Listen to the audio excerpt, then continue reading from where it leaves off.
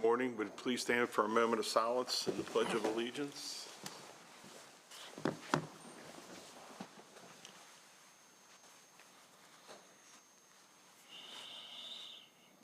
And now the pledge. I pledge allegiance to the flag of the United States of America and to the republic for which it stands, one nation, under God, indivisible, with liberty and justice for all. Good morning, everyone. I'd like to call our meeting to order today. We'll start with the approval of minutes of September 19th. Is there a motion, questions? Motion to approve. Is there a second? Second. Any further discussion? All in favor, say aye. Aye. Aye, 4-0. Commissioner reports and comments. Mr. Harvey, Commissioner Harvey, would you begin? Oh. Thank you. I'm not used to beginning.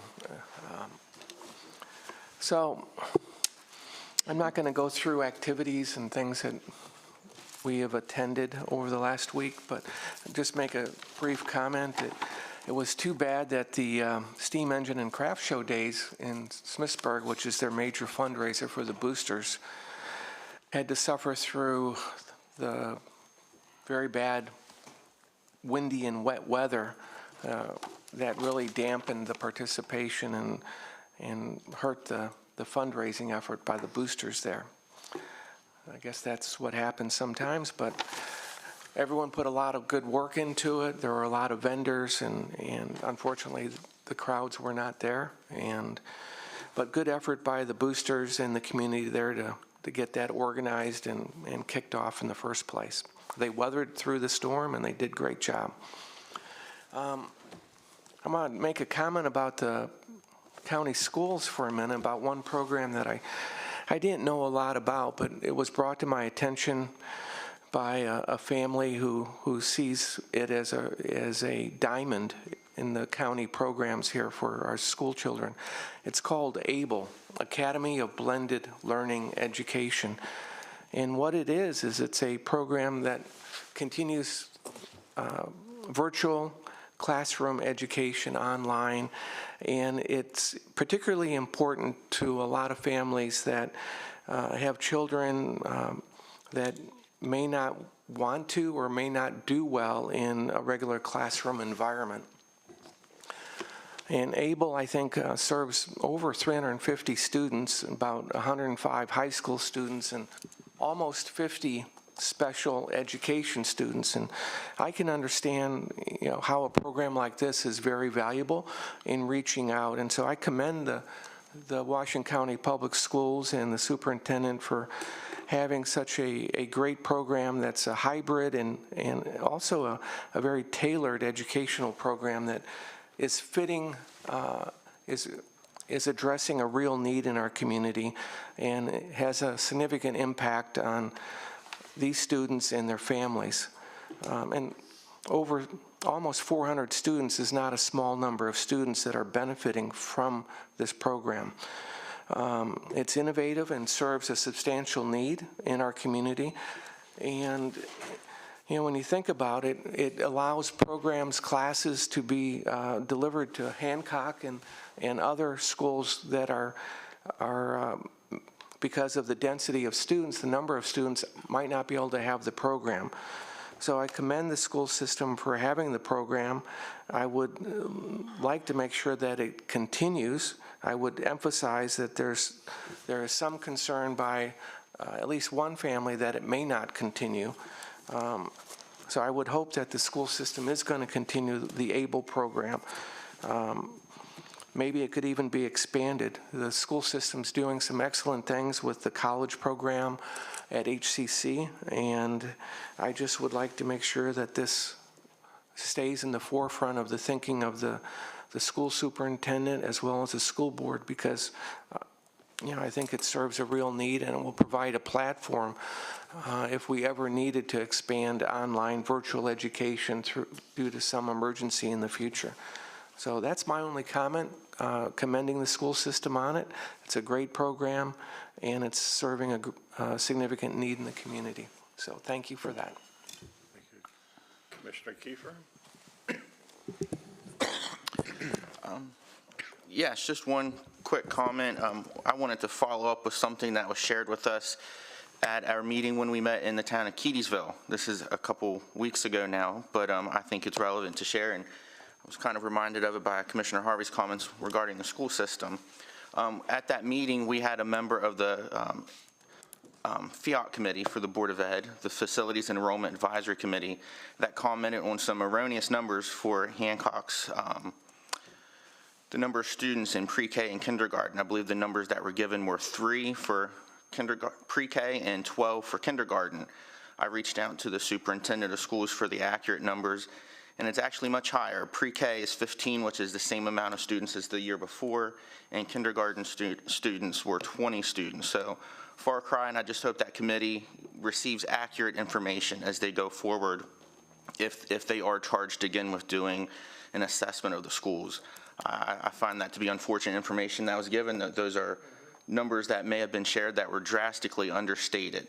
And again, I just believe relevant and current information is important. I found that to be disappointing. So I just wanted to follow up with the superintendent. I did. And again, Commissioner Harvey's comments regarding the schools reminded me of that. So that's all I have. Thank you. Commissioner Wagner? Yeah, but being as they're based on feeder into the school system, that's important information because that's your whole stream of students coming in. Yeah, it flows downstream, doesn't it? Yep. Yeah. I was in North Carolina last week in the middle of a tropical storm, so I didn't get a whole lot done, but I do have a couple comments. We attended MML last night. Thank you, Keedysville, for hosting that. It was a nice event, and it was just, they were great hosts, including McClellan Gun and Rod and Gun Club, or Gun Club, not Rod and Gun. See, I was in North Carolina, Rod and Gun Club. So there you go, but it's not Rod and Gun Club, just Gun Club. Thanks to staff from the comp plan at Boonesboro last week and in the library last night. Thank you for continuing that journey, trying to get the citizens to have input into the comprehensive plan. I think next week, Smithburg, or when is that, Derek? Smithburg, it's coming up. Smithburg will be the next one. After the meeting last week, we went to the golf course in Black Rock. They do a wonderful job. They renovated the clubhouse and did some other improvements, and they hosted us there last week to show that off. And I want to thank staff for all that. It's just they just do a great job out there, and you know, just that place is always buzzing with activity. A lot of big plans for the future too. Something that's near and dear to my heart, school system on October 13th, our ribbon cutting at Williamsport High School, a new aviation program. It's going to offer Pathway to Aviation. They follow AOPA's curriculum, which is Aircraft Owners and Pilots Association, which is based in Frederick. I know they have simulators already set up. They're going to have some of the topics will be aviation, weather, aircraft systems and performance, flight training, advanced drone technology, and plus with the combination of simulators. I've taken a lot of the AOP classes. They're magnificent. I've been in a lot of simulators. They're great, and it's going to, and that's something that's needed in the future. Airlines and in all realms, whether it be mechanics or pilots, is drastically short right now. So that was a good move, I think, to give our young adults a pathway to the future for future jobs. And the aircraft maintenance will be available for grades 11 and 12. I hope I got all this correct. I'm trying to remember aircraft maintenance 11 and 12. To me, that'll be a good feeder into PIA out here, who does a wonderful job at in aircraft mechanics. That's all I have. Thank you, Commissioner. I, too, attended the MML meeting last night in Keedysville. Thanks for the town for hosting an event. I, too, was out at the golf course. It's amazing to see the upgrades and increase in play at that facility. Yesterday morning, I was out at Meritus for the opening of their mental health crisis walk-in center. I also attended a very nice event at Sharpsburg. It was the 80th anniversary of their fire company, and many of the members stood up and talked about the old days when they had to climb a telephone pole to answer the call to see where the fire was going. So there was a lot of stories and memorabilia, but thank you to those volunteers down in Sharpsburg. I also attended the groundbreaking for the Boys and Girls Club in Hagerstown the other day. Thank you to Addie Nardi and her team with the fundraising effort to get the money to open that new facility.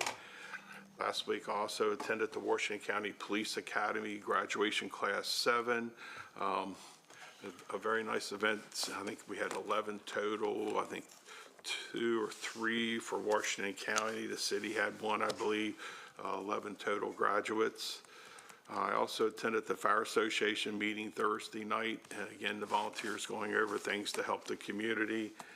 And also want to do a special shout out to United Way and Heather Gesfert and her team for the Day of Caring.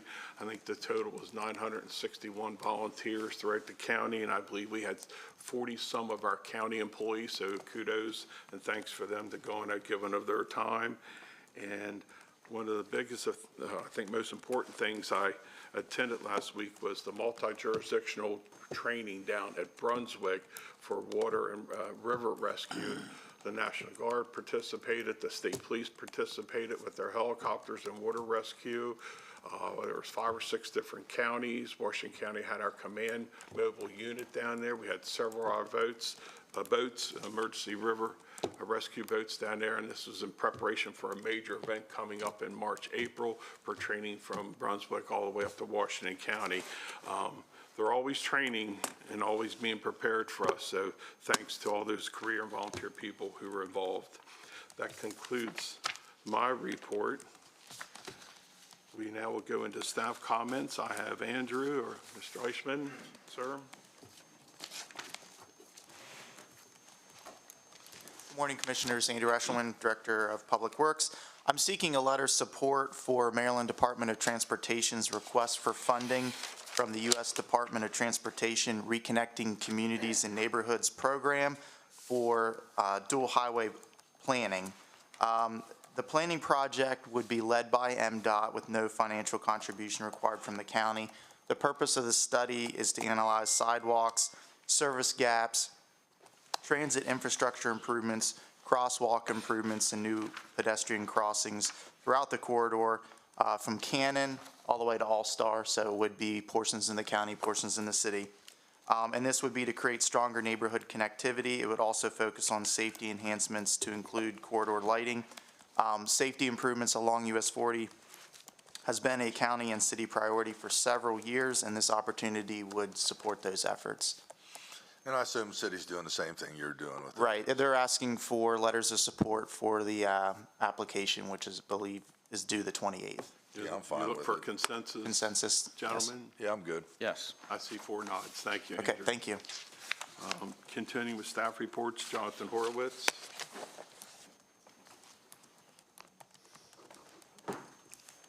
Morning, Commissioners. Jonathan Horowitz, Director of Business and Economic Development. I'm here today to provide an update to this board on a project's water exception request, which was granted by a previous board in the September 22 timeframe.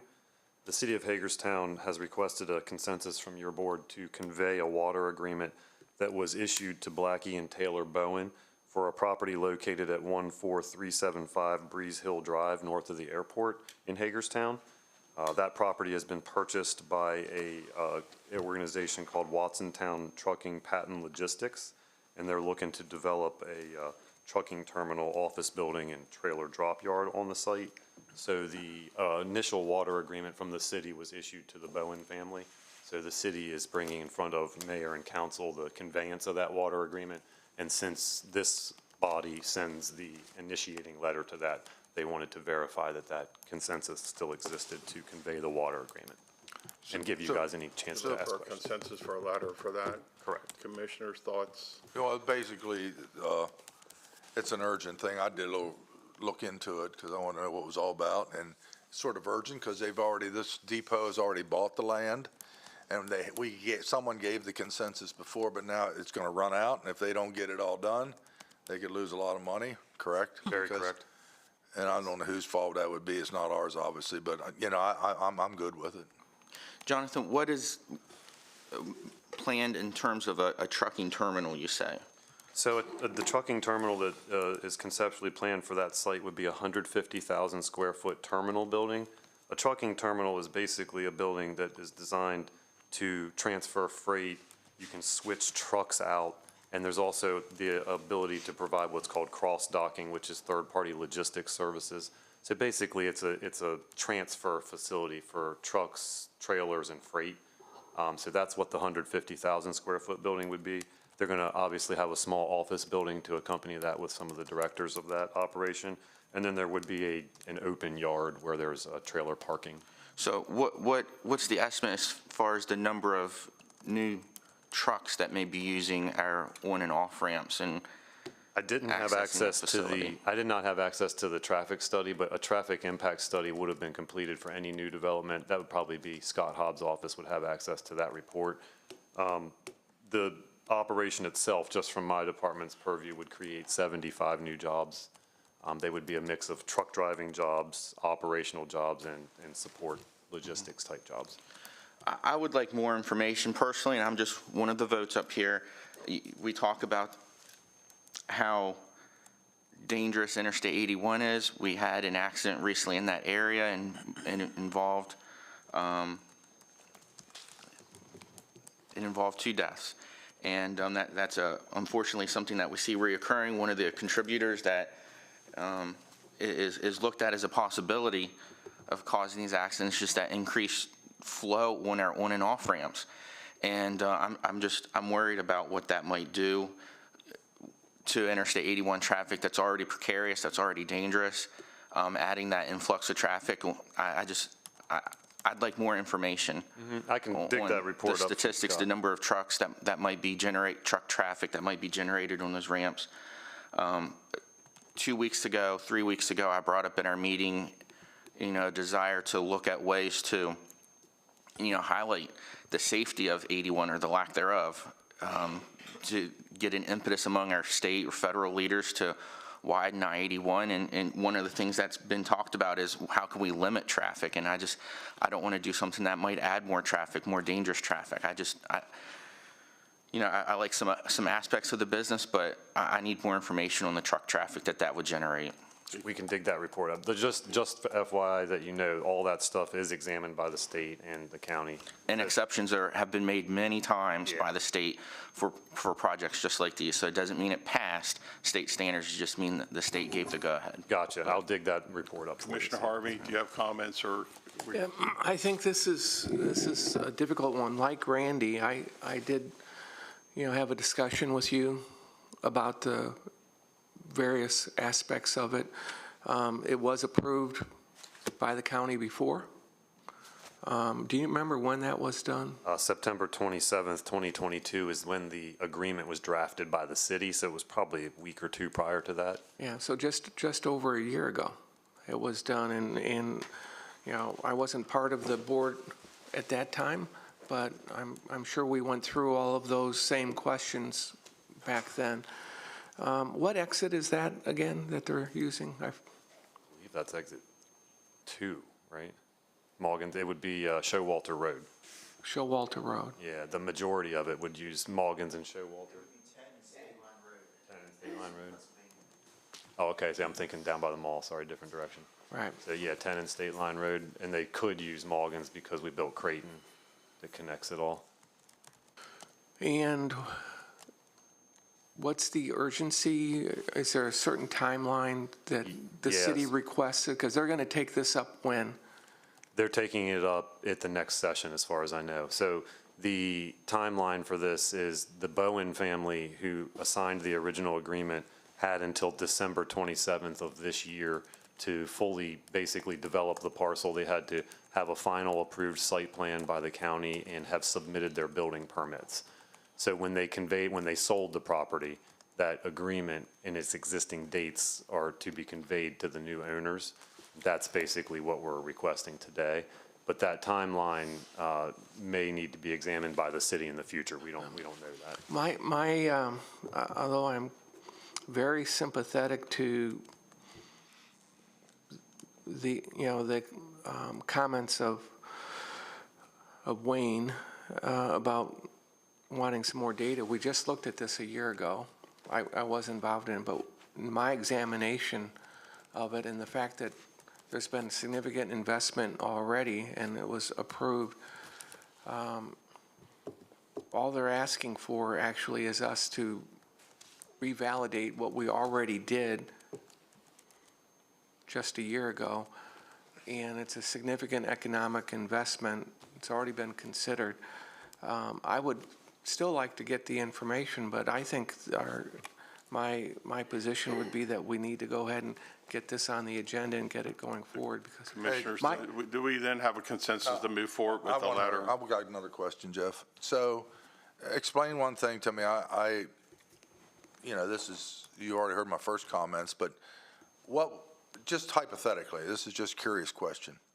What if, okay, so they've had how many extensions for that water? I do not believe it's been extended yet. You mean the time frame? Yeah. I don't think it's been extended. So so the only thing that hurts this new company that's bought this land from Bowen is the water agreement runs out. Will the city not extend that again? We would have to consult the city on that. I wouldn't want to make an answer in there. but that's what we're doing this for. It's because They've requested us to allow them to change the names on the agreement, to convey the agreement to the new owners. It would still expire 12/27/2023. Correct. Unless they request an extension at a later date. The new ownership group could request an extension through the And there's city a of Hagerstown. possibility that exception wouldn't be granted, right? There's an absolute possibility that the mayor and council could decide to grant But- or not grant it, yes. but what we're asking is just to accept the change of the name and the Right. parameters, not to Yep. change any of the other things, so we can still get the other additional information. If the original agreement does not go forward, if they don't meet their requirements by 12/27, or they're close to that, they're going to be coming back to us anyway, right? Yes, So all we're agreeing to is a change of the name. yes, Not- absolutely. Yeah, and I understand all the concerns, but I mean, this business come here with intentions of putting 50 to 75 people. They spent $12 million to purchase this land, and they're dead in the water if something happens. So I'm okay with it. Commissioners, Derek, Wayne, I think you expressed no. Derek?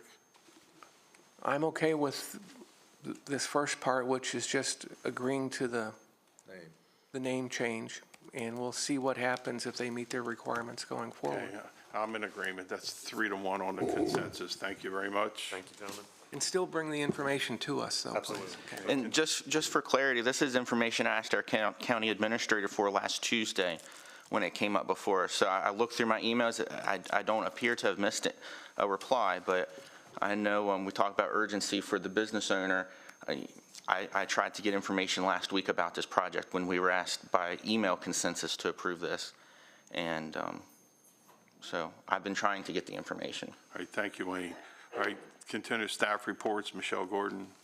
The first thing that I have on staff reports is a statement of intent that I provided to you over the weekend for your review. The Maryland Time to Care Act requires all employers to provide up to 12 weeks of paid benefits to covered individuals who are taking leave from employment to care for certain family members, the individual's own serious health condition, or a qualifying exigency arising out of a family member's military deployment. The weekly benefit is based on an individual's average weekly wage. Employees are not required to use their own accrued leave for this benefit. Required contributions to the program, which are shared between employers and employees, are also based on employee wages. An employer may satisfy the Time to Care Act's requirements through an equivalent private insurance program or an EPIP.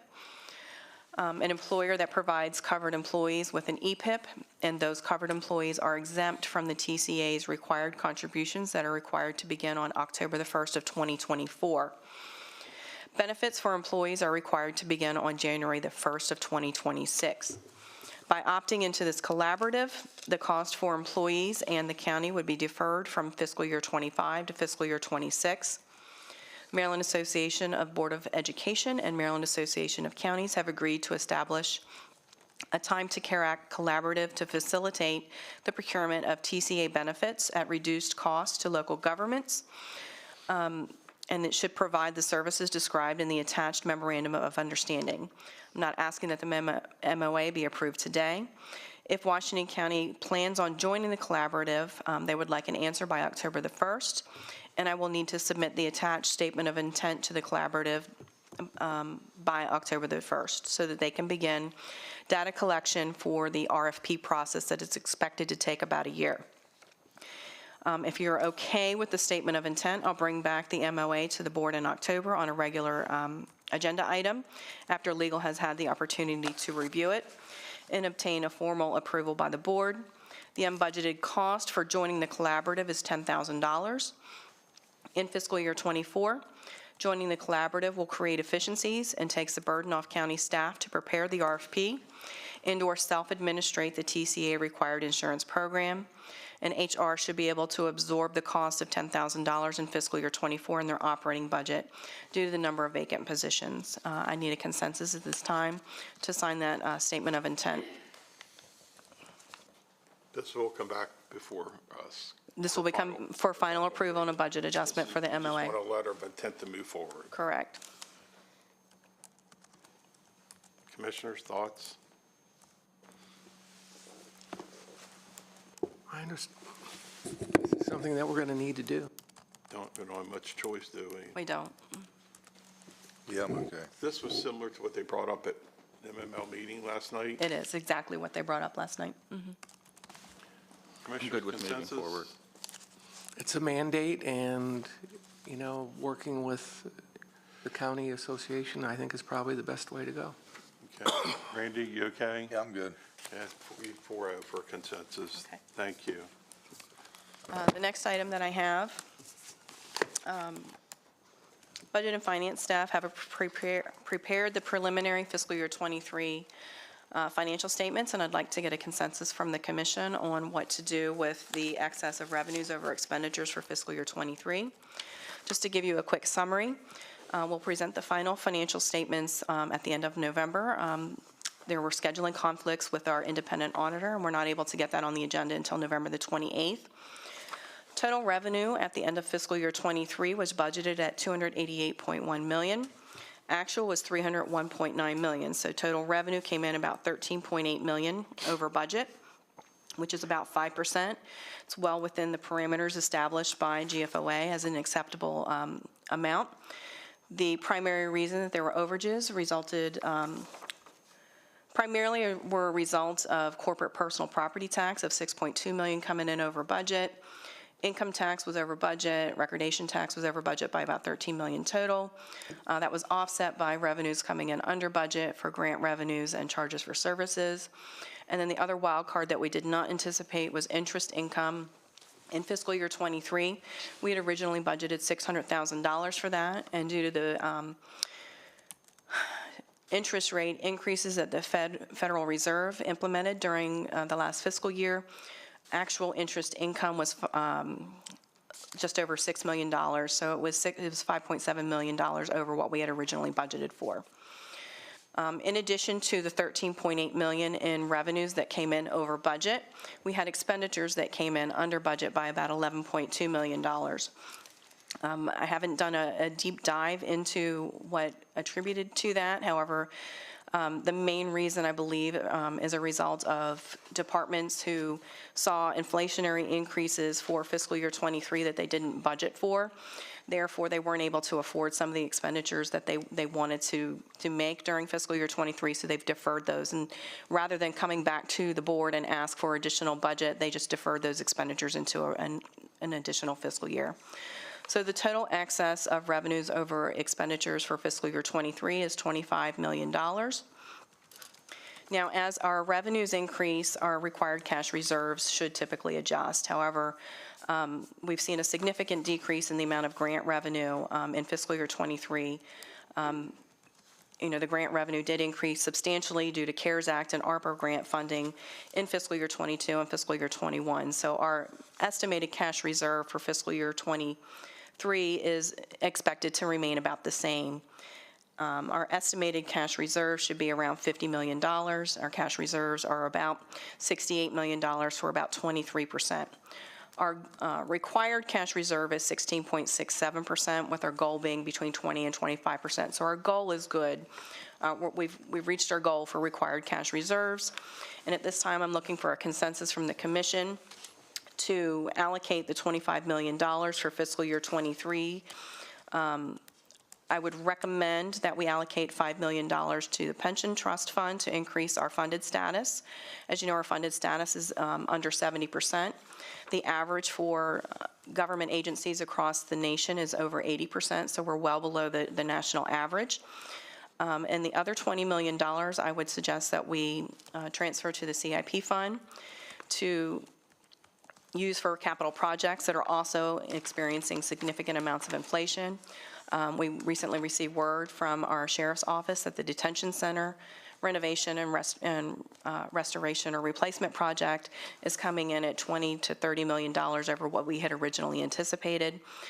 We also have other unbudgeted costs related to potential building replacements or renovations for the courthouse and other types of building and facilities in the county. So I would recommend that the other $20 million be transferred to our CIP fund to be reserved for those capital projects. And at this time, I'll open it up to questions and comments. I'll go first, if that's okay. Yes. Thank you for that detailed accounting and your explanation. Couple of quick comments. As I look at these numbers from my perspective, first of all, I want to say one thing. I don't think we should work on this until Mr. Barr's back, our president, and we can, look for a consensus then. I think that's appropriate. And now that we have this detailed information and your explanation, I think we're going to need to consider how we want to move forward on that, and I appreciate your recommendations. I'm sure each of us have some desires that we would like, some goals that we'd like to address. I think you mentioned that there are $11.2 million in reduced expenditures. A good part of that might have been due to the inflationary pressure and we couldn't meet those thresholds. So those costs for those things are still there. Some of them potentially. Some of them are related to vacant positions, but majority of those costs would be there in fiscal year '24. Okay. So that's part of it. So those costs are still going to be there. That should be an increase in the '24 budget, because if we didn't pay for it now, those requirements are still there. We may need to look at an adjustment to make sure those things are still paid for. That's just my thought there. And then I do recall that I voted against a bond for about $15 million, that if you subtracted that $15 million bond request, because we borrowed money, and I know we borrowed money, and so the $25 million, if you're looking year over year, that $15 million in my mind would come away from the $25 million surplus, because it's debt that we accrued. And the way I do my home budgeting is I borrowed money. Therefore, it's pretty obvious to me that we didn't have that money. We borrowed it. So that excess that it's not a surplus, it's a revenue gain over the expectations of $25 million is really closer to $10 million. You subtract the 11.2, we're even. That's how I look at it in simple math. So there's no great excess. Then we have an underfunded pension plan. We have $165 million in debt. We have lots of obligations. We have the water problem. We have the school problem. Roads, we just need to discuss this in more detail to really. Yeah, I agree with, Mr. Barr said we'll have a more depth conversation. Commissioner Kiefer, comments? I would just agree, I think, with Commissioner Harvey on the point that when you're presenting to us a $25 million overage in our budget, and you say an analysis wasn't done, and a complete analysis wasn't done on the expenditure side. Well, first of all, I'd like to see the expenditure side. But I believe this is worthy of an agenda report form, us getting this on the agenda. That gives an opportunity for citizens to comment a little bit as well, those citizens that stay in tune with our agenda. I'd like to see some of those comments come in. I guess the numbers can be spun any way you want, but without more of an analysis, I think that I'm not ready to say, yes, this is what we should spend it on or not, if we even spend it. Something this large is worthy of more of a discussion than just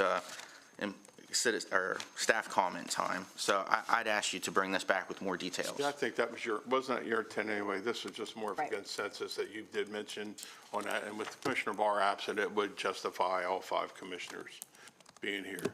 Is that enough, give you enough direction to move forward, bring this back? Yeah, we'll bring it back on October the 10th.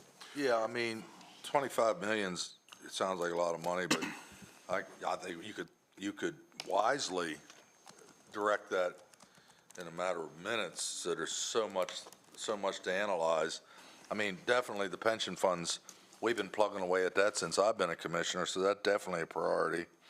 And all the capitals and it's, a road is $600,000 or $700,000 a mile. I mean, you could pave 10 miles of road and chew up a lot of it.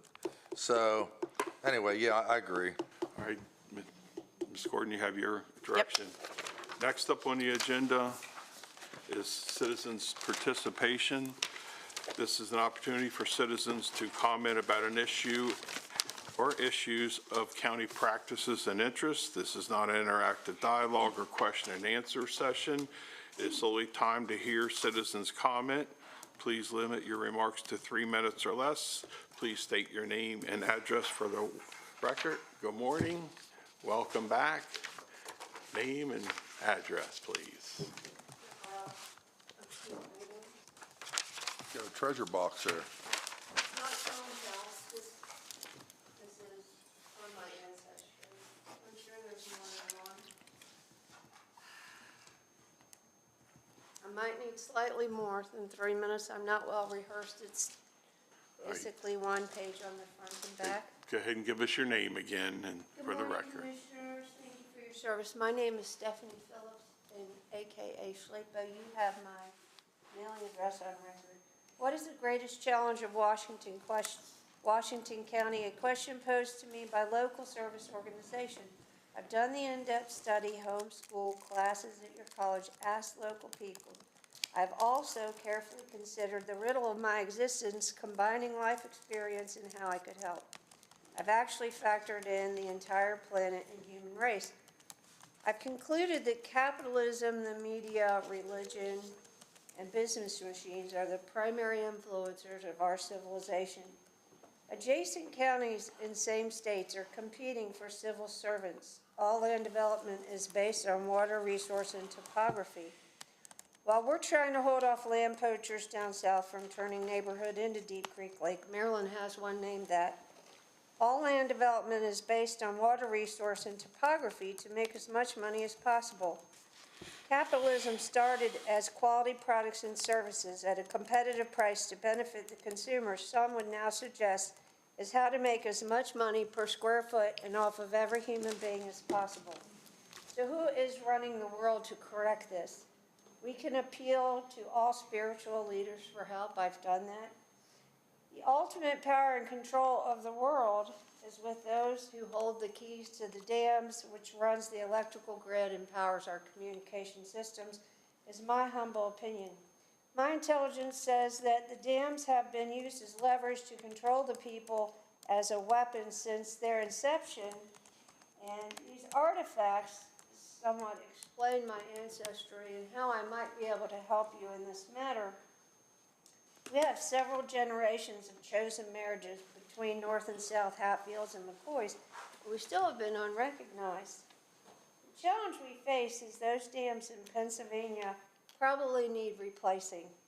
Berkeley and Washington County need to rise to that challenge. I'm ready to help. I've petitioned the Catholic Church for help. There are thousands, if not millions, of special ops people on and off government books ready to help for this specific challenge. If we don't do what's been threatened, we could potentially have it happen naturally, a naturally occurring disaster.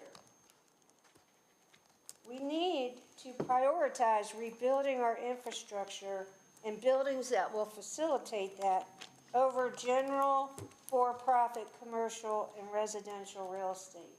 You know, the land developers could be instrumental in saving our country and the planet. We need their help. We need their resources. We need their expertise. And I think if they search their hearts and souls, and there are enough people on the planet that agree with this, we could really benefit working together. John Riedel, who was a godfather of my family, traveled the world and told where and how to build dams. He did the topography of our area down south. He said there were other locations, 2 other locations that would be suitable. I think he's also explaining the 2 dams that are potentially challenging up north. If we don't do this, there are a lot of people in our nation's capital, I think primarily southeast Anacostia. This jeopardizes national security. We have a duty to act. We are perfectly positioned. I don't believe we are in the floodplain. So, I'm ready to help. I Stephanie, don't know, could you outside of my sum up family here? ancestry, what all I can do, but I recently purchased some galoshes and a wetsuit. And I know you're not supposed to accept gifts, but this I got at a bookstore down south for $2. It has beautiful pictures about our nation's capital, and it's in session. Although a lot of history is written by the people that wrote it, the people that lost it would disagree. There are plans on how to better explain history in a fair and balanced manner to facilitate world peace. Our history teachers at our local colleges like ACC could really go a long way in facilitating this process. Thank you for your consideration. Thank you very much. Thank you. Continuing with citizens' participation, is there anyone else in the audience? Seeing none, we'll proceed with the proclamation for domestic violence awareness. I think I have Ashley Sizemore. Anyone else? Please come forward to the desk, introduce yourself, and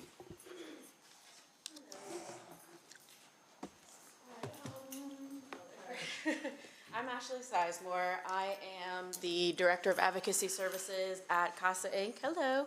And then, Hi, good morning. My name is Julia, and I am a resident advocate with CASA. we just wanted to thank you for your time this morning to acknowledge October as Domestic Violence Awareness Month. Not only does CASA use that as a time to bring awareness to the prevalence of domestic violence in Washington County and in the nation, but also we try to bring awareness to the services that CASA can provide. So we, in 2022, were able to serve 730 survivors in Washington County, including our services with ongoing crisis services, children's support services, legal advocacy, emergency shelter, and other services that we provide. And we, just to kind of give an illustration of the prevalence here in Washington County, since July 2023, we have already provided emergency shelter to 32 survivors and their children. Our legal advocates have assisted 18 survivors in getting a protective order, and we have provided crisis services to over 60 survivors already in the first couple months of our fiscal year there. So we really just want to thank you for the support that you're giving to Domestic Violence Awareness Month, but also the support that you've given to CASA Inc. as we do serve survivors here in our county. Thank you. Thank you. would you like to comment? Sure. I've not been with CASA very long, but in the short span that I have been there, I've seen a lot. And I will say that this is hard work for the people that see it and do it every day, but watching these women get success and succeed beyond what you could ever imagine makes all those hard, long days so worth it. And we could not be as successful as we are without the support of you guys and our community and our leaders. So I appreciate all that you guys do to aid us and helping better this community. Okay, if you join me by the flag, you'll have to do a proclamation.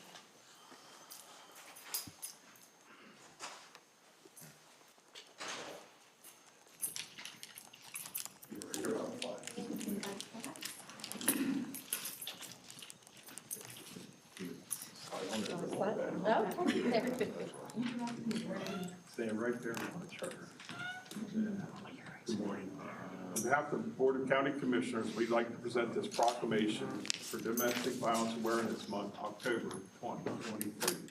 Whereas Domestic Violence Awareness Month is intended to draw attention to the fact that domestic violence is widespread and has public health implications for every community member of Washington County. And whereas staff and volunteers of anti-violence programs in Washington County encourage every person to speak out when witnessing acts of violence.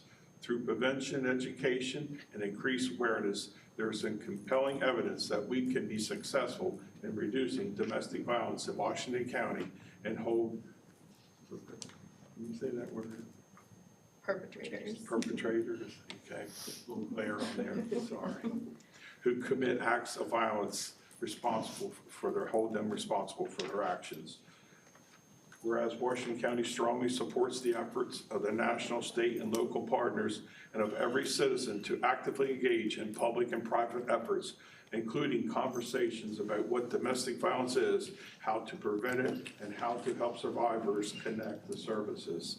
Now therefore, we, the Board of County Commissioners of Washington County, Maryland, hereby recognize the month of October as Domestic Violence Awareness Month and encourage all citizens to join anti-domestic violence advocate groups and support service programs in the belief that all community members must be part of the solution to end domestic violence. Congratulations.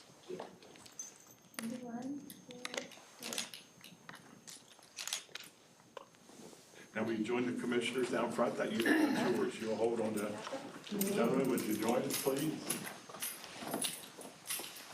Right there.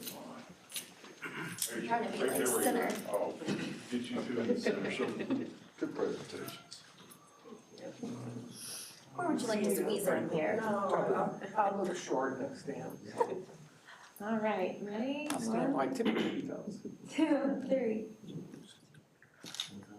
One more, 1, 2, 3. Okay, thank you. Thank you. Thank you. Thank you. Thank you. Thank you. So you thought you were going to get away if I talked? That's it.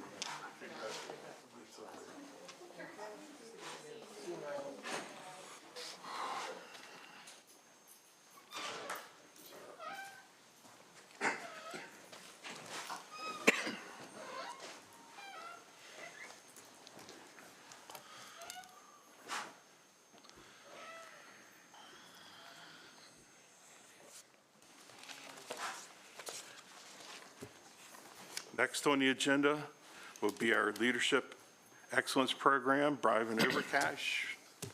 Morning, Commissioners. Brian Evercash, Safety Compliance and Training Coordinator, Department of Human Resources. We would like to recognize the group that went through the Leadership Excellence Program. This program, there was 23 selected county staff completed the Leadership Excellence Program conducted in conjunction with HCC. This leadership training program was a total of 50 hours of leadership and management classwork. I should also add it allowed our directors and some deputy directors to network through this coursework. And I believe everyone would tell you that it was an excellent program for county staff. So what I'm going to do is I'm just going to recognize the employees that participated in this and finished, and I will give them the certification. If they could just get a photo with you once we're completed, that would be great. So, Jill Baker, Planning and Zoning Director, Mark Bradshaw, Director, Division of Environmental Management, Richard Curry, Purchasing Director, Jamie Dick, Deputy Director of Public Works, Parks and Recreation, Neil Duran, Airport Director, Kirk Downey, County Attorney, Kimberly Edlin, Budget and Finance Director, Andrew Escherman, Public Works Director, Rebecca Gander, Chief of Permitting, Michelle Gordon, County Administrator, Ronald Hayes, Director of Fire and Rescue and Emergency Management, Scott Hobbs, Director of Engineering, Kelsey Mace, Deputy Director of Budget and Finance, Dave Mason, Deputy Director, Solid Waste and Watershed. Angela Ploffenberger, Deputy Director, Information Systems, Software and Supplemental and Training. Zane Rao, Deputy Director of Public Works Highways. Davina Yutzi, Deputy Director of Operations. Josh O'Neill, Chief Technical Officer. And Susan Buchanan, who's no longer with us, went on to take another job, Director of Grant Management. So not everyone could be here today, unfortunately, due to schedules and illness and so forth, but the folks that are here, thank you for attending. And if you guys would just do a photo with them, that would be Well, awesome. let's clap for them first. Let's do it. Yeah. There you go. And having been a participant of the program, I just want to say that it was really a great opportunity for me, being a new county member and a new leader here at the county, to get to know my peers and to get to know my staff. I felt it was a great team-building experience, a great morale booster, and it provided me with valuable information as well as some refresher information. So I thank you for putting that on. Thank you very much. Brian, lead your team up here and for the photo. Individual photos? Oh, they're for the picture. I'm out. Well, wait, I was told it was going to give you a photo. Everybody looks so excited to get the picture taken. Yeah, favorite part. Yeah, nobody wants to I had to pry Rick out of his seat over there. Yes. We're going to do 2 rows. You want two rows? Yeah, there's no way. So we have to squeeze in. Yeah, you're good there. Stagger, please. Big rows. Yeah, create 2 rows if at all possible. You're going to need, you're in charge. Can we scoot to have 2 rows? There we go. Right through these together? I'm not. Step forward. Perfect. Yeah, you can come there. Perfect. All righty. But now I can't see Wayne. There we go. That's perfect. All right, ready? 1, 2, 3. Wait, let me turn it on. 1, 2, 3. Take a couple. One more. Perfect. Thank you. Thanks, guys. Congratulations, everyone.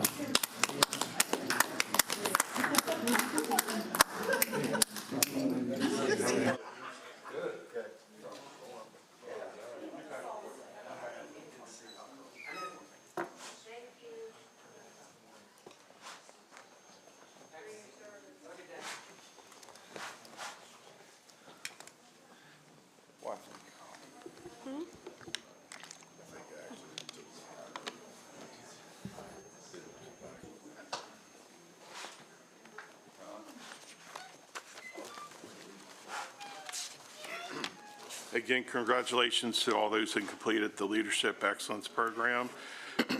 Next, I'll need a motion to convene as the Board of Health. Health. All in favor, say aye. Aye. Aye. Board of Health, please come forward and introduce yourselves. Good Earl, morning, Commissioners. Earl Sterner, Health Officer for the Health Department. Good morning, I'm Andrea Barton, the Crisis Services Coordinator for the Health Department. So we are here this morning to get approval on a slate of grant awards. Basically, all of this is pass-through money that comes down from the state through the Health Department, and then we move that money out to their respective organizations. So first up, I'm assuming you want to do these one by one for votes. Sure. Okay.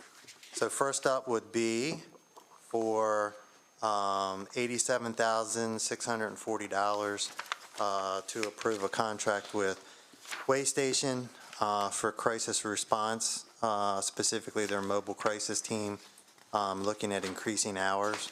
Currently, the grant is targeted to provide 100 hours per week, and we're looking at, I think it's 7 a.m. to 11 p.m. Monday through Friday, and then on the weekend, it's they are covering 1 p.m.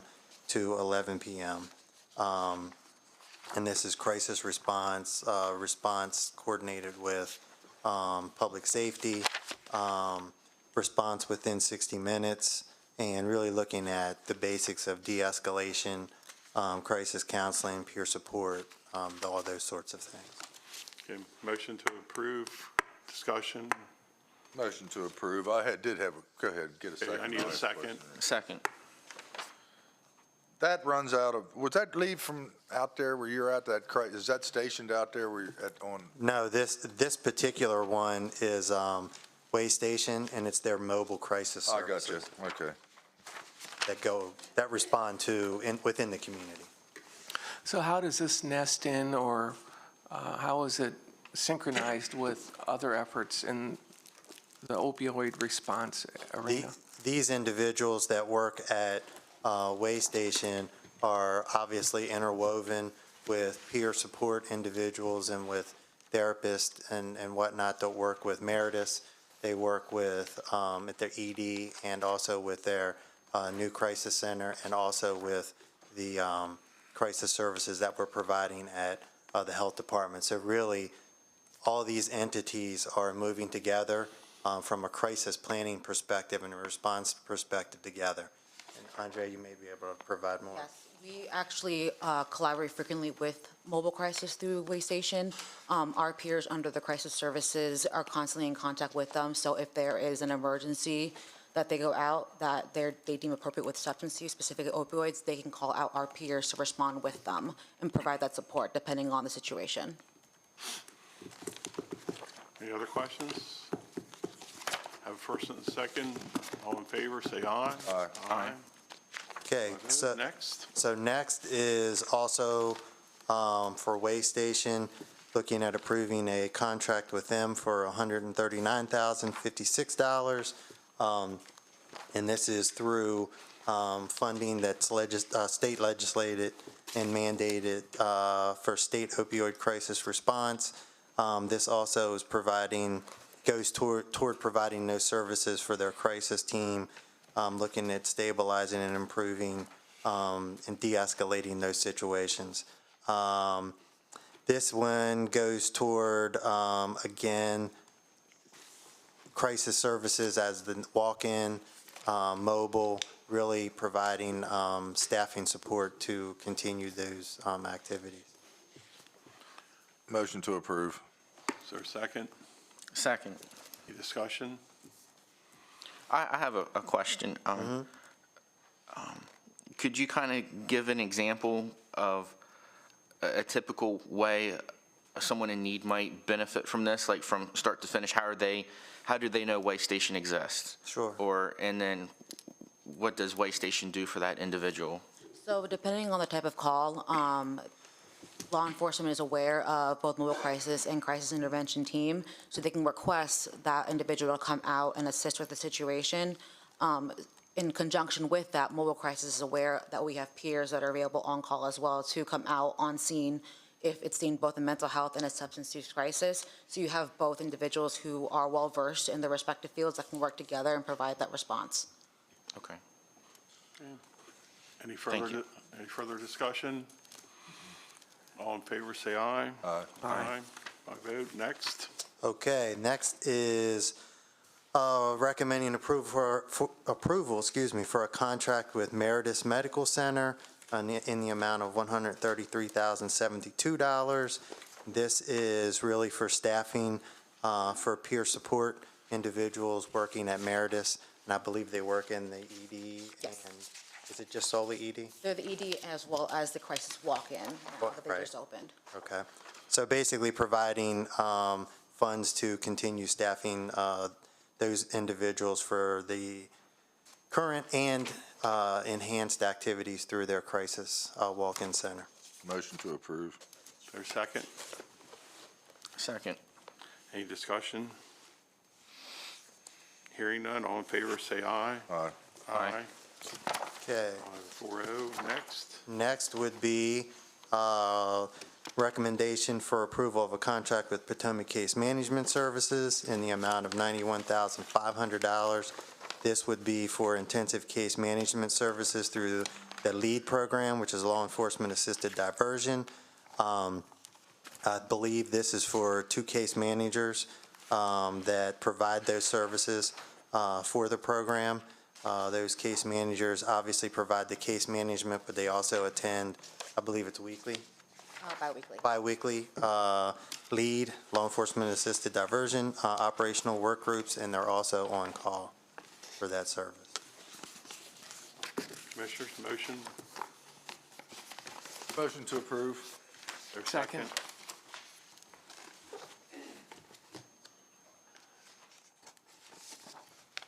You know, one of the, just a I comment. need a second before discussion. Oh, I have a motion, so I need a second. second.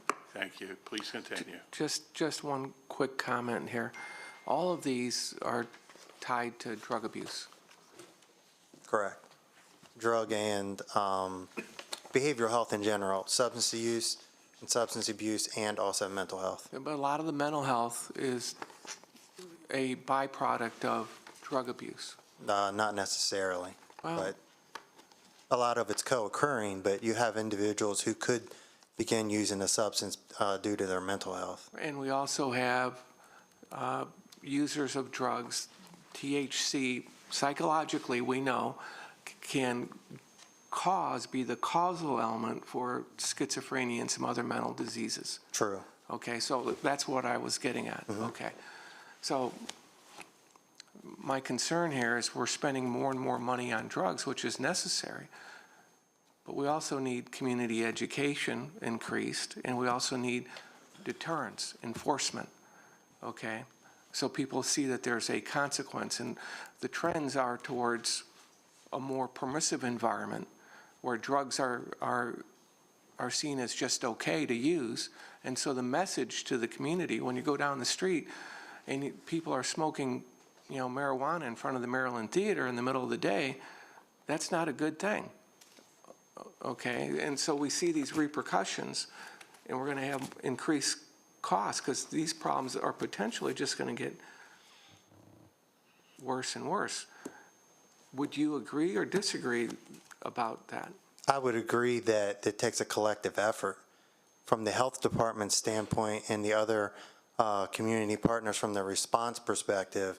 That's what our role is. Our role is the education, and we do a tremendous amount of education just generally, but mainly through Washington Goes Purple. And then from the response perspective, it's working with those providers in the community, such as what we're awarding today, to continue our response to that. Okay, thank you for that. I have a first and a second. Any further discussion? All in favor, say aye. Aye. Aye, thank you. Next. And then lastly would be a grant, or not a grant, but a recommendation, for an approval to contract with the Hagerstown Police Department in the amount of $54,000, and basically to provide overtime pay for their efforts and their work with the LEAD program. Their main focus in that is looking at outreach, working with individuals that they come in contact with who may be eligible for the LEAD program, making those referrals. Obviously, there are trainings involved in that, and some other focused LEAD activities that are conducted. I'll make a comment before we vote. I guess piggybacking off Derek, what I get out of this is when people say we're not trying something, we're spending a lot of money, or the state is, and we're proving it to help combat drug use and mental illness. So that's a given here by all these things you're getting grants for. The second thing is I do believe there's not enough emphasis on, how to pronounce that for me, Rick, will you? Emphasis. Emphasis, yeah. Emphasis. Pronunciation problem today. But I think it does start, and the reason I'm making this comment, we're talking about Hagerstown Police Department, I think it does start also with law enforcement. I mean, you have to have a police force big enough to help you, because it's a big issue. And I guess the next question is there, I see this as going to Hagerstown Police, which is great. All the police we can get involved is wonderful, but Washington County makes a lot of calls into the city also. So is there anything out there for Washington County in itself? Is there the deputies or that law enforcement? I do believe that they're involved in. Yes, so with our Operation Work Group meetings, both an officer from HPD as well as the Sheriff's Office are included in those meetings, and we do collaborate frequently with the Sheriff's Office, specifically through lead. Yeah, it takes such a combined effort, and I think you sort of summed it up. It is a collective effort, but I just was curious about, since we make so many calls, we're involved too. You're asking if there's funding sources going to the Sheriff's Department. Yeah, is there funding available for the Sheriff's Department? I don't have that in front of me, but I do believe that there is. I'll double check on that. Yeah, only because, we got to play a big part in this too, so. Yeah, we have in the past. I'm not sure about current. With that, I'll motion to approve. Is there a second? Any further discussion? Hearing none, all in favor, say aye. Aye. 5-0, 4-0, thank you very much. Thank you. I need a motion to reconvene as the Board of County Commissioners. Motion to reconvene as the Board of County Commissioners. Is there a second? Second. All in favor, say aye. Aye, 4-0. Next on the agenda, contract award, PUR-1625, I believe Mr. Curry, Mr. Eishelman, please introduce yourselves in the matter. Good morning, Commissioners. Andrew Eishelman, Director of Public Works. Rick Curry, Director of Purchasing. Before you is contract award PUR-1625, Circuit Court Chiller Replacement. Motion is to award the contract for the Circuit Court Chiller Replacement Project to the responsive bidder, Floton Contract Incorporated of Hunt Valley, Maryland, who submitted the lowest sum in amount of $624,456. Basically, they're going to do some modification, replace the cooling unit on top of the circuit court. The project is to be completed within 45 days. If not, there's a liquidated damages to be assessed of $250 per day. The engineer's estimate for the project was $700,000, which came in under bid.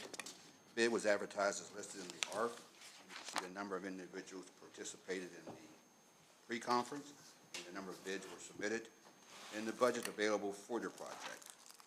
Also, we have the attachment of the bids that were submitted by the contractors. Any questions? I would like to clarify that while the contract period is 45 days, there's a substantial lead time for the procurement and manufacturing of the chiller unit, which unfortunately right now with those kind of issues, we're looking at 9 months to 12 months for something of this size. The actual installation will be much shorter than that, and it's the reason for the 45 days.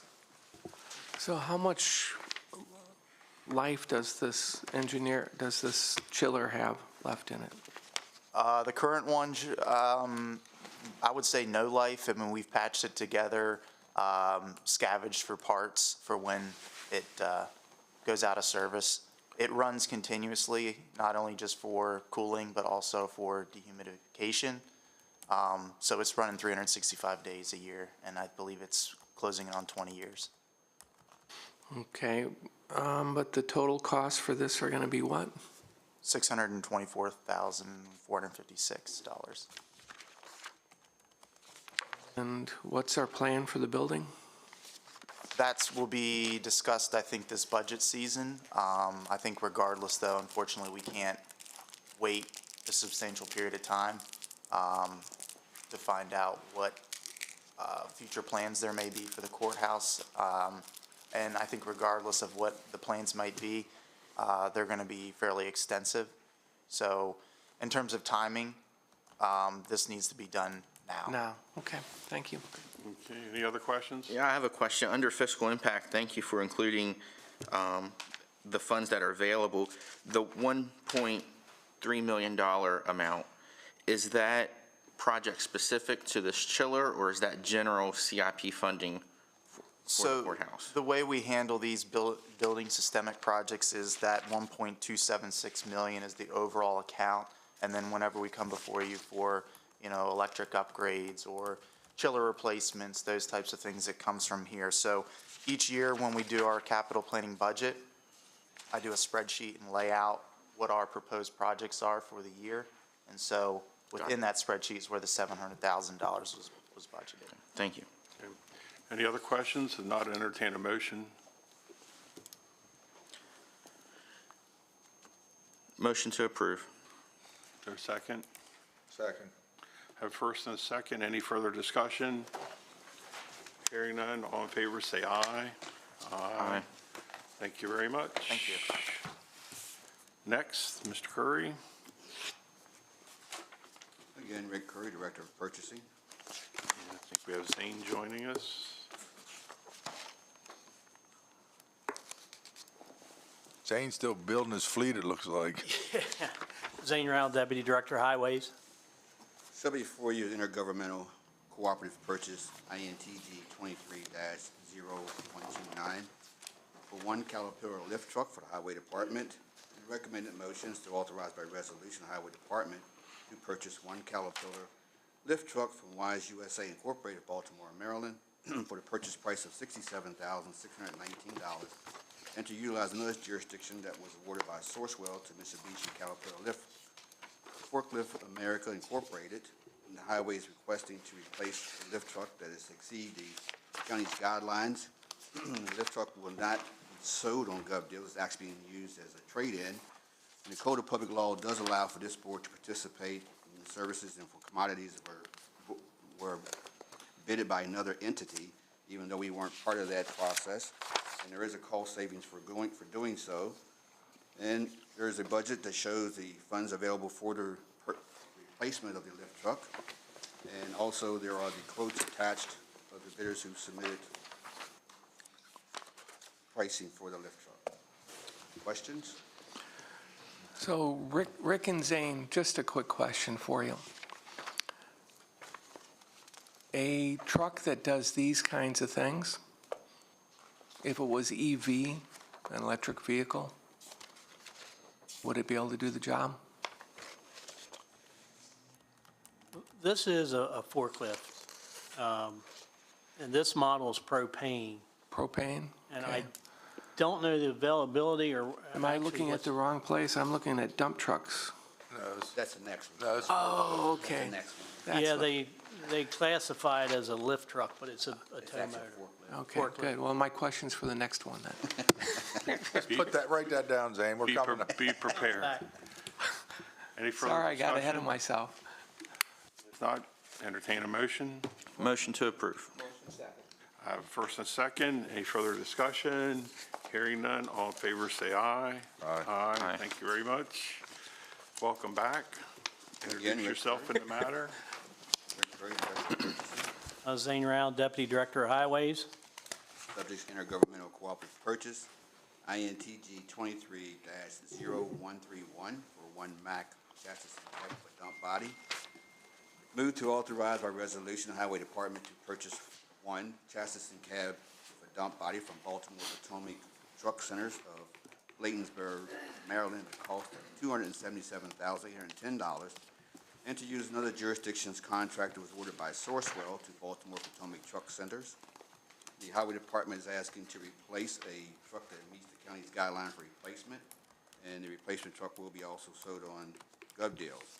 The Code of Public Law does allow for this board to purchase goods and commodities that was awarded by another entity, even though we weren't part of that process, and there is cost savings for doing so. And also, there is the budget showing the amount available for this purchase, and the quote from Baltimore Potomac Truck Centers. Questions? You heard my question. I don't think the technology is quite there yet. I went to International last fall, had a truck symposium. They had an electric box truck there that was set up more for local delivery, and it was a 120-mile range. And of course, it would have to be charged. At that time, at least International was still working on their dump truck tandem axle trucks, but I think infrastructure is what would be a big holdup. Plus, if you're out on a route plowing snow and you got to come in and charge for 6 or 8 hours, that's going to, be an issue. So at this time, I think it's probably coming. I don't know how many years down the road, but at this time, I just don't think it's quite there yet. Well, I hope you're wrong, that it's coming, because it's illogical. So what you're saying, a truck could be running its route constantly, put 120 miles on in no time. Oh, yes. And then have to come back and recharge, and we'd have that area vacated other than maybe a pickup truck plowing. Correct. Okay. And I think Andrew has dealt with some of the different bus county commuters in different areas.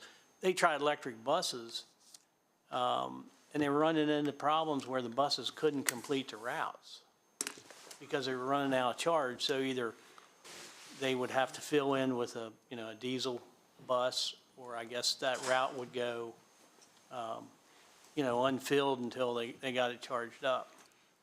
So if we're getting an inch an hour and you take that plow truck off, we're in trouble, aren't we?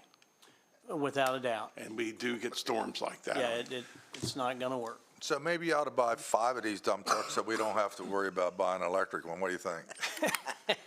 Is that a We could do motion? that. I mean, that's up to you, but, so no. No, that it's- is an idea where we need to, make sure our inventory is more than adequate and we've got replacements available, because the mandates are coming. All right, any other questions? No, I guess we need a motion. Second. Second. On favor, say aye. Aye. Aye, thank you very much. Thank you. Thank you.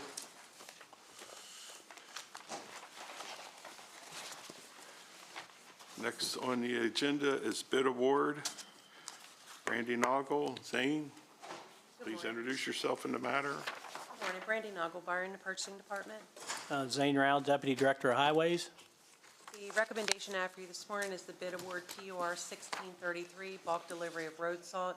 Move to award the contract for the purchase and delivery of bulk road salt to the responsive bidder, Morton Salt out of Chicago, Illinois, who submitted the price of $79.41 per ton.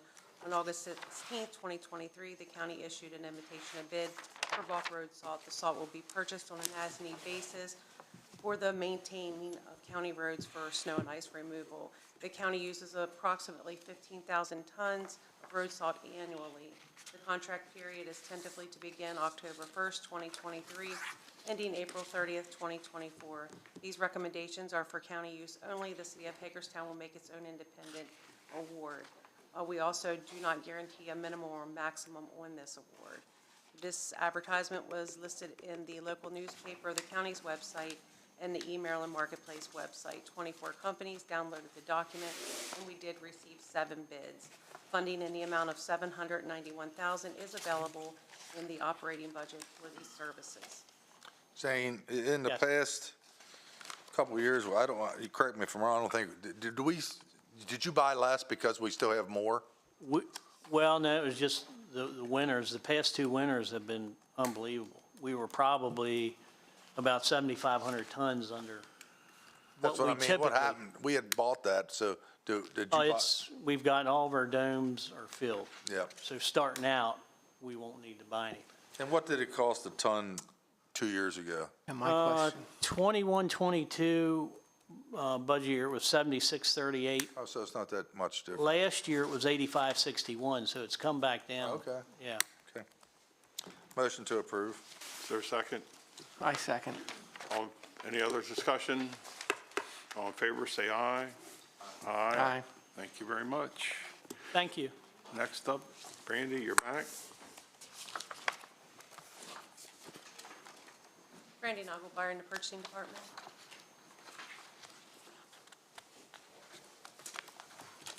Eric Jacobs, Operations Manager, Emergency Services. The last recommendation I have for you this morning is the Intergovernmental Cooperative Purchase, INTG-23-0132. Personal protective equipment for the Division of Emergency Services. Move to authorize by resolution for the approval to purchase 63 sets of personal protective equipment, that's coats and pants, for the Division of Emergency Services. This will be, pricing is based on a contract that was awarded out of Fairfax County, Virginia. The total lump sum price for these 63 sets of uniforms will be $248,080.84. This structural firefighting turnout gear will be purchased to assist the outfitting of the first responders throughout the county. The Code of Public Law does allow that Washington County can utilize another contract entered into by another government entity, as long as we follow the same terms and conditions of that contract. And we will see a cost savings due to the economies of scale that this contract has leveraged. Funding in the amount of $311,890 is available in the operating budget for these. Commissioners, comments? Motion to approve. Have first and second. Any further discussion? Hearing none. All in favor, say aye. Aye. Aye. Thank you very much. Next up, Maryland Connected Devices. Rachel Souders. Yeah, there you are. Good morning. And someone from the library. Introduce yourself. Thank you. My name is Jenny Bakis. I'm the Executive Director of the Washington County Free Library. Rachel Souders, Director, Office of Grant Management. The state of Maryland has appropriated $30 million for the Department of Housing and Community Development to support the Office of Statewide Broadband in its efforts to assist in digital equity and inclusion efforts in Maryland. Maryland's Connected Devices program is intended to provide new internet-enabled Chromebooks to families who are most at need.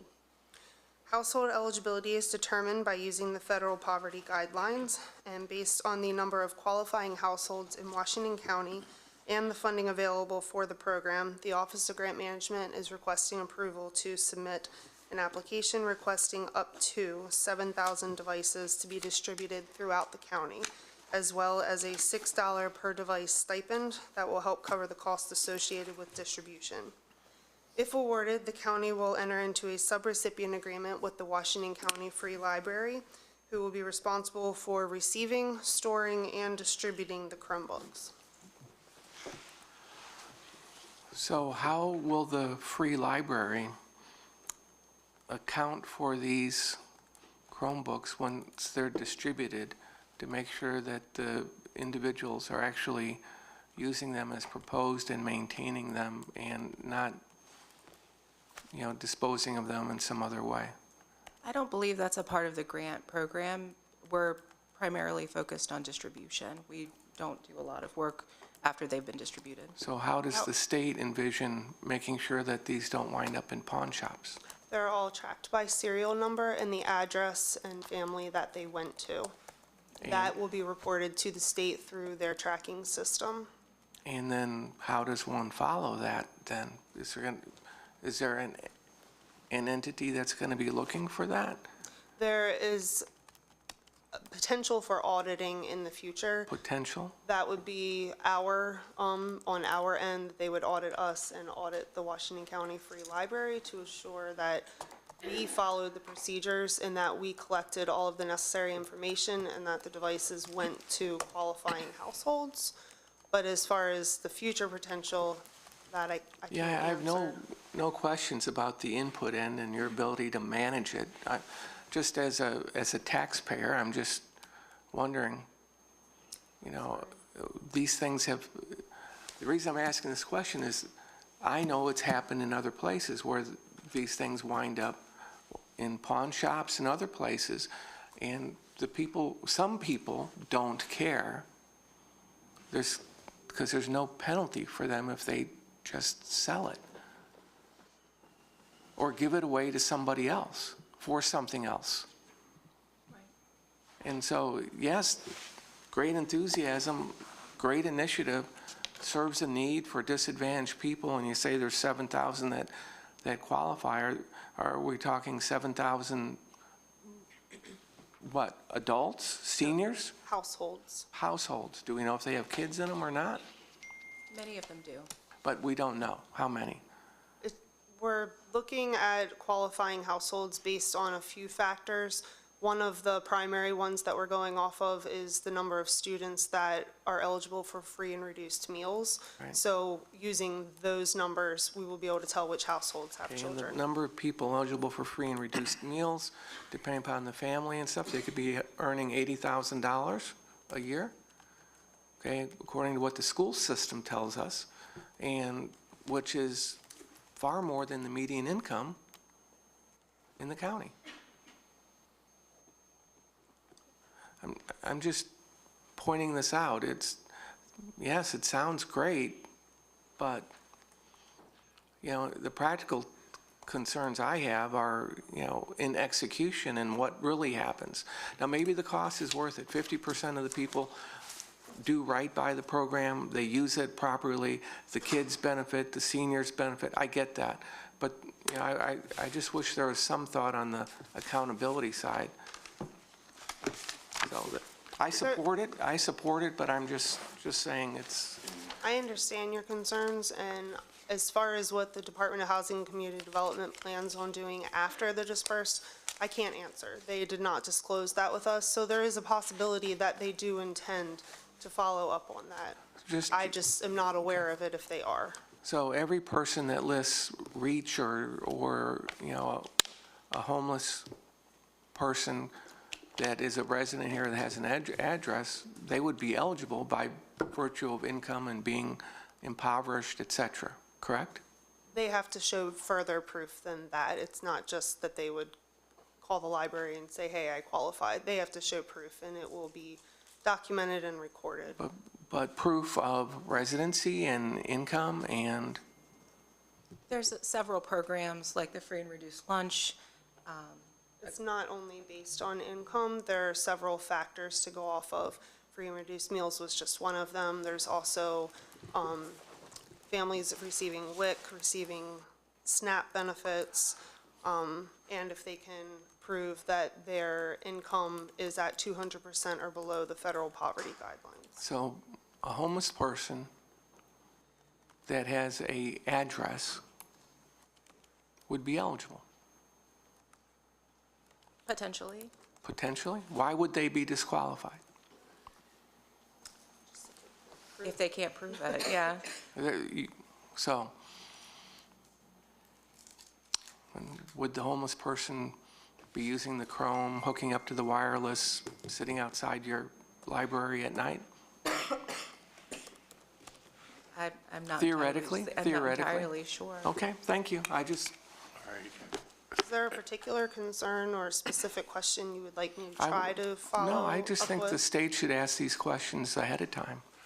A question I have, if I can, and correct me if I'm wrong, Commissioner Harvey, I kind of think this is where you're going. This is my opinion. I don't want to say it's yours. I'm not so sure if this is a purpose of government, and I'm surprised. These programs do have in the past presented opportunities for fraud and abuse at taxpayer expense at the end of the day. Being how the money is coming from the state of Maryland and not Washington County government, it's still taxpayer money, don't get me wrong, but it's outside of our control at this table as to how to spend that money, it seems. Is there an opportunity to use the funding for a different program, or does the state of Maryland say, no, you're giving out tablets? Or can we use the funding that would otherwise come to us for expanding broadband access in other ways? This grant is actually not for funding. It is for devices. They have submitted requests for bids, and they have contracted with HP for the devices. So we will request how many devices we need, and they will ship the devices directly to the Washington County Free Library. There are no exchange of funds except for the $6 per device stipend. So if I could, Wayne, just jump in here. So to make me feel more comfortable, I would, just trying to be creative here, could the library work with the school system to make sure that we're targeting families in need and work it through there, and also with the Commission on Aging to make sure we're hitting the right elderly people and we don't have, that we're not just rushing forward to push them all out? We have, those are two of our most prominent partners, but we work with United Way, we work with Western Maryland Consortium. We have a wide variety of partners that's within the plan and that's within the grant to work with them to Make sure we're make sure screening we're contacting members of our community that are involved in those programs. And because you have libraries throughout the county in Yes. all corners, Yes. I suppose it's not, all of your libraries would be used as maybe a distribution point? Or? Actually, all of them are in the plan to be distribution points. Right now, we have it set up for a more regular distribution, maybe a weekly distribution downtown, just because that's where I have the most staff and the most space. But then doing a bi-monthly distribution in our 3 larger branches, which is Williamsport, Smithsburg, and Boonesboro, and then a once-a-month distribution in Hancock, and the other 2 smaller locations, Keedysville and Sharpsburg. So what is the actual income threshold for being eligible for the free and reduced lunch program? It depends on how many people are in your household. Okay, so if it's a family with 1 child? I don't have that off the top of my head. I'm sorry. Okay, thank you. Is there any other questions? No. Is there a motion to support? Motion to approve. Second. Second. Have a second. Any further discussion? Hearing none, all in favor, say aye. Aye. Thank you. 4 ayes there. Okay, thank you. Thank you. On our agenda, Faces of Farming. Jonathan, introduce yourself and the budget. You're not Leslie. Good morning, Commissioners. Leslie is at a conference this week for her agriculture marketing professionals. So Jonathan Horowitz, Director, Economic Business Development. I'm here to send you into closed session on an enjoyable note with Faces of Farming. Washington County Department of Business and Economic Development is here to present monthly Faces of Farming advertising campaign. Today, our featured farms are a vegetable and a dairy farm. The Faces of Farming advertising and marketing campaign is essential to our community, so our citizens get to know the faces of the farmers who produce our food, fiber, and fuel. Washington County's agriculture business represents the backbone of the county's landscape, with over 900 operating farms and a market value of almost $154 million. Agriculture is the largest economic driver in Washington County. The Faces of Farming marketing campaign will aim to educate residents in Washington County, along with the surrounding states and counties, about the impact of the agriculture industry. At the Commissioner's suggestion, an additional Faces of Farming educational element are being created to take this ag marketing campaign right into elementary and middle schools in the future. Today, we are featuring Hauser's Produce Farm in Sharpsburg and Windy Spring Farms in Smithsburg, Maryland. If PR could please roll the video. Could I just make a comment Sure. before you go forward? Yes. Okay. So, yeah, I know these places, they're both great. Matter of fact, the Windy Springs Farm is my neighbor, so I know how hard they work every day, and they're doing super work. I would, I waited to this farming part to, address this, but one of the things that I'm going to hope our commissioners as a body will look favorably upon is increasing the amount of money that we put into farmland conservation, not just for this year, but to try and program it every year, because as you laid out, farming is an incredibly important economic driver in our county. Maybe it doesn't employ the most, but it's significant economic impact. It's the #1, and the only way to guarantee its future is to make sure that more and more farmland is in preservation. So I think we can do a little bit more every year from the county perspective. And I just hope we can look at that favorably as we look at, how we look at the revenues that came in a little bit over this year. So with that, thank you. Any other questions? If not, Jonathan, begin. Thank you. Please roll it, PR. My name is Jacob Hauser, and we're at Hauser's Produce Farm in Sharpsburg, Maryland. We grow about 300 acres of fresh vegetables. Throughout the summer, we grow sweet corn, cantaloupes, watermelons, tomatoes, eggplant, peppers, cucumbers, and 3 different kinds of summer squash. And then when we get into fall, we switch over to pumpkins and all that entails, along with fall mums. There are currently 3 generations on the farm. I would be the second, and my son is here. Well, my oldest son is 16, my 11-year-old is here, and my 4-year-old is kicking and screaming trying to be here. Dad and I pretty much handle most of the marketing, the supervision to make sure everything gets done appropriately and timely. The helpers that I have, my seasonal workers, I have one crew that primarily does picking of the vegetables and another crew that spends most of their time packing vegetables. The biggest difference about buying your vegetables here versus at the grocery store is freshness. Here, most of the time your vegetables are picked less than 24 hours when you come here to buy them. When you buy them from the grocery store, even if they're local vegetables, they're a couple days old. Me and my whole family, we're just incredibly grateful for the people that come out and support us year after year. Every year, about the end of June, you sit down and you wonder, are they going to come back this year? But people always come back. We try to keep everything reasonable, do the best we can, and everybody seems to continue to support us, and we're just very thankful for that.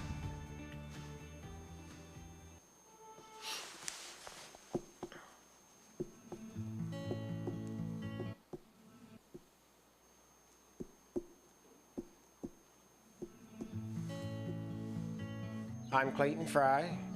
This is Windy Springs Farms. We're located in Smithsburg. There's 189 acres here on the home farm. We cover approximately 750 acres to 800 acres altogether, growing corn, soybeans, wheat, barley, triticale, pretty much all the usuals you find on a dairy farm. We're fortunate enough that we've diversified enough that we do grow all of our own feed and still usually have enough left over that we can market some. We milk about 120 cows. We have lots of different kinds. There's Holsteins, Guernseys, Brown Swiss, a couple Jerseys now. Dairy's important to all our families. Clayton and I both grew up dairy farms. It's good for the kids to be here, see how everything works, learn to work, know where their food comes from. I prefer the Guernseys, but that's what I grew up with when I was just a small kid. That was all that was here was Guernseys. Over the years, again, we've kind of diversified and brought in other breeds, and we now have the Holsteins and the Jerseys and the Brown Swiss. Jerseys kind of came along with Tracy when I married her, so that's kind of how they came about here. Originally, the farm was known as Rocky Maple Farms. That was when it was a partnership between my grandfather, my dad, and my uncle. My grandfather retired. My uncle went out on his own. My dad had bought the partnership out and stayed here on the farm. And at that time, it became known as Windy Springs Farms. It was always a nice place to grow up, to just be a kid. You had plenty of space to move around, different things that you could do. Taught you the meaning of work. It's a great place to see your kids grow up as well. Agriculture is important for everyone. We need it. Everyone needs it. You have to have the farms to do it. It's important for consumers to know where their food is coming from, not just from a grocery store. It has to start at a farm somewhere first. Somebody has to raise the animals, grow the food, the crops, to get it all started. Very good. Thank you, Commissioners. Thank you. That was great. That concluding, I need a motion to go into closed session. Motion to go into closed session. Second. All in favor, say aye. Aye. Aye. Thank you very much.